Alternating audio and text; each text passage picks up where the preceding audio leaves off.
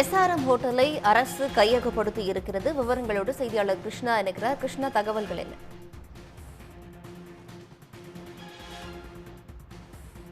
இஸ்லாம் தகவல்கள் என்ன? திருச்சி மாநகரம் கொட்டப்பட்டு அருகே ரேசோஸ் சாலை அமைந்துள்ளது. அங்குதான் இந்த எஸ்ஆர்எம் ஹோட்டல் கடந்த 30 ஆண்டுகளாக செயல்பட்டு வந்தது. சுமார் ஒரு 4 ஏக்கர் பரப்பளவுல அந்த இடம் தமிழ்நாடு சுற்றுலா வளர்ச்சி கழகத்திற்கு சொந்தமான இடம்.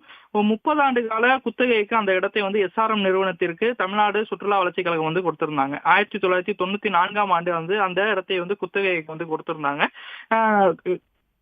கிட்டத்தட்ட ஒரு 47,93,00,000 ரூபாய் குத்தகைக்கு அந்த இடம் கொடுக்கப்பட்டுச்சு.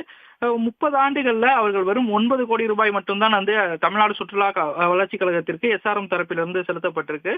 மீதம் இருந்த 38,85,00,000 ரூபாய் அவர்கள் இதுவரை செலுத்தாமல் இருந்தாங்க. இந்த நிலையில தான் அவர்கள் அந்த 30 ஆண்டு கால குத்தகை காலமும் கடந்த ஆண்டு ஜூன் மாதத்தோட நிறைவடைந்துச்சு. அந்த கடந்த ஆண்டு ஜூன் மாதம் 13ஆம் தேதி அந்த குத்தகை காலம் நிறைவடைந்த நிலையில தமிழ்நாடு சுற்றுலா வளர்ச்சி கழகத்தினர் இந்த ஹோட்டலை கையகப்படுத்துவதற்காக வந்தாங்க.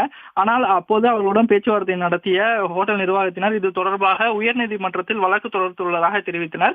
உயர்நீதிமன்றமும் ஹோட்டலை கையகப்படுத்த தடை விதித்து இவர்கள் மீதமுள்ள பணத்தை கட்டுவதற்கு ஒரு கால அவகாசம் கொடுத்திருந்தாங்க. எந்த கால அவகாசத்திற்குள்ளாகவும் அவர்கள் அந்த 38 கோடி ரூபாய் இதுவரை செலுத்தவில்லை. இந்த நிலையில அந்த உயர்நீதிமன்றம் கொடுத்த அந்த கால அவகாசமும் நிறைவடைந்துச்சு.